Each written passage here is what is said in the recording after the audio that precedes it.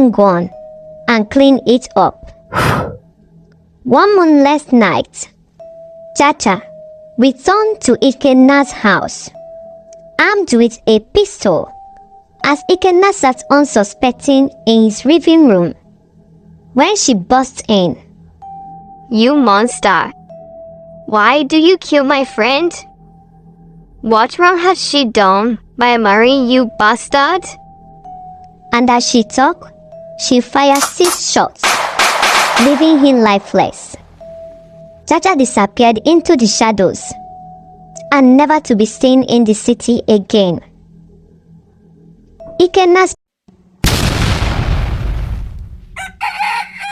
Once upon a time, in Isi-Alangwa, a white community in Abia State, Isi-Alangwa is known for many things, but there is this specific thing that makes them different from other communities in Abia State.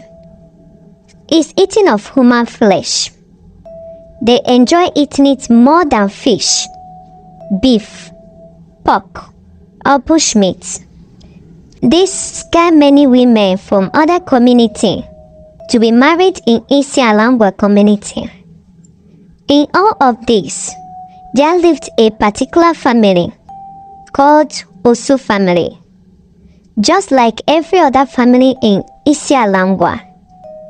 Yet, they were unique for one thing: their craving obsession with human meat. The Osu family didn't just love human meat, they worshipped it. Their fascination was so deep that they prefer human meat more than any other meat. Sometimes, when there is no meat for them to eat, they will invite their friends over, who is not a native of Isi-Alangwa community, and once the person comes around, at night, him or her will fall victim to their sinister ambushes, never to return home again. In this family was Ikenna, the only son and the pride of his parents. Ikenna adored the meat more than anyone else. To him, it was a delicacy beyond compare. His parents showered him with affection, proudly raising him to cherish the family's tradition. Ikenna's appetite for his fellow human mates never waved away, and he declared it to be the sweetest thing he had ever tasted. By the time Ikenna turned 36 years, he had moved to the city, seeking better opportunities. Within 2 years, he became a wealthy businessman, selling building materials at Coca Market. He was known for his sharp wit, business acumen, and his generosity. Despite his success, Ikenna remained connected to his family in Isi-Alangwa. His parents regularly sent him their special meat. One fateful day, Ikenna's life changed when he bumped into a beautiful young woman named Uzoma. She was a youth corps member from Enugu State, new to the city and looking for directions. Excuse me, sir. Please, do you know number 25 in Siabuki Street? Yes, dear. The next street you are looking at now is number 25 in Siabuki Street. Alright. Thank you very much, sir. No, not so fast, Angel. Please, I'm on my knees. Can I get your phone number? Sure. They exchanged phone numbers, and their relationship blossomed. Over time, Ikenna fell in love with Uzoma. He proposed marriage. She accepted immediately, and they began a happy life together. For 3 whole years, their union was filled with love, laughter, and contentment. However, Uzoma noticed something odd. The fresh meat Ikenna's family always sent from the village to the city. She often wondered why he insists on consuming it when they could easily buy other meats in the city. Honey, you know we can buy any meat of our choice inside the market. Why must it be this particular meat all the time? When she voiced her concerns, Ikenna dismissed it, claiming it was a special meat that only him and his family prefer. Uzoma, unable to contain her fears and worries, she shared her uneasy problem with her best friend called Chacha. Another youth corps member, Chacha was shocked by the story. My dear, whatever you're doing in that marriage, always be careful and always watch your back. Chacha warned Uzoma to be conscious. But before Uzoma could act on her suspicions, tragedy struck. The Southeastern was on lockdown, a special order from the federal government of the country. Nobody or transportation is allowed to move around. Because of this, Ikenna's parents could not send him meat as usual. For 3 months, Ikenna could not receive his cherished meat. The proof of his feast, he grew aggressive and rashed out at Uzoma, neighbors, and his friends.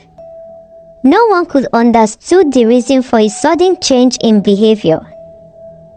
One fateful evening, unable to control his cravings, Ikenna did the unthinkable. Uzoma, who has returned from work, very tired, Ikenna sniffed the life out of her with pillow, quietly. He pieces Uzoma's meat like chips and stored it in the freezer, and he began to eat them pieces by pieces with joy and happiness. Some days later, Chacha grew worried why Uzoma has failed to attend their usual work. She decided to visit Ikenna's house. When she arrived, Ikenna greeted her with his unusual charm smile. I have not seen my friend Uzoma for days now. I hope everything is okay. Chacha asked. My dear, Uzoma, your friend, traveled to the village to see her parents. Ikenna replied. But Chacha, ever suspicious that something is wrong, Chacha knew her friend would have informed her of such plans before traveling. As Chacha and Ikenna sat in the sitting room, gisting, Ikenna remembered that he has an appointment to attend to. Chacha, I have an appointment to catch up now. I will soon come back. Please feel at home. Ikenna said. Okay, sir. Chacha replied. While Ikenna stepped out, Chacha opened the fridge to get water she would drink. She was horrified to find Uzoma's fresh meat and her head stored inside the freezer. Jimo. She shut herself up. Terrified, yet determined, Chacha reported the issue to the authorities. But as the police arrived, Ikenna's wealth and influence silenced them. Bribes were exchanged, and the investigation was swept under the rug. Furious and heartbroken, Chacha vowed to take matters into her own hands. She remembered her days in university when she learned to fend for herself, even through violence means. She retrieved her hidden gun and cleaned it up.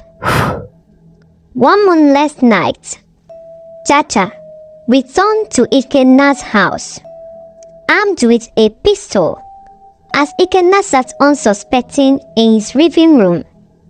When she burst in, You monster. Why do you kill my friend? What wrong has she done by marrying you, bastard? And as she talked, she fired 6 shots, leaving him lifeless. Jaja disappeared into the shadows and never to be seen in the city again. Ikenna's parents mourned their son deeply, but his death did little to change the grim legacy of Isialangwa. The whispers persisted of eating human meat still continued to flow from the village to the city.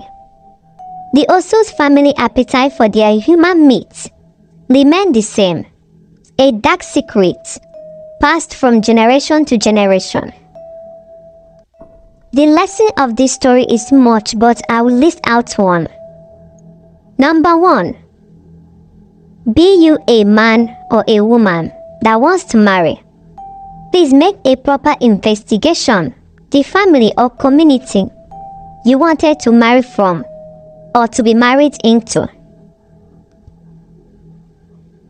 The end.